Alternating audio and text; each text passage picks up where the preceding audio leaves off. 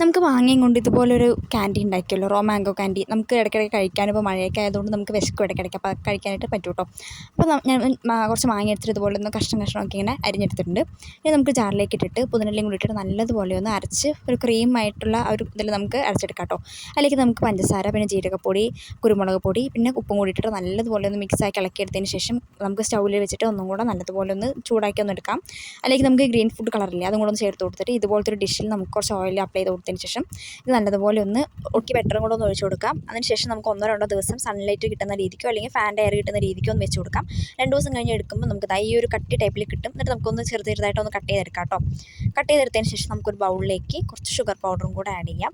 കുറച്ച് sugar powder ഇട്ട് കൊടുക്കാം കേട്ടോ. എന്നിട്ട് നമുക്ക് അതിലേക്ക് ഈ റോ മാംഗോ ക്യാൻഡി ഒന്ന് ഇട്ട് കൊടുത്തിട്ട് നല്ലതുപോലെ ഒന്ന് മുക്കിയെടുക്കാം കേട്ടോ. അപ്പോൾ നല്ല അടിപൊളി ടേസ്റ്റ് ആയിരിക്കും കഴിക്കാനായിട്ട്. അപ്പോൾ ഇത്രയുള്ള വീഡിയോ ലൈക്ക് ചെയ്യുക, ഷെയർ ചെയ്യുക കേട്ടോ. സബ്സ്ക്രൈബും ചെയ്യുക. അപ്പോൾ എല്ലാവരും ട്രൈ ചെയ്യുക. താങ്ക്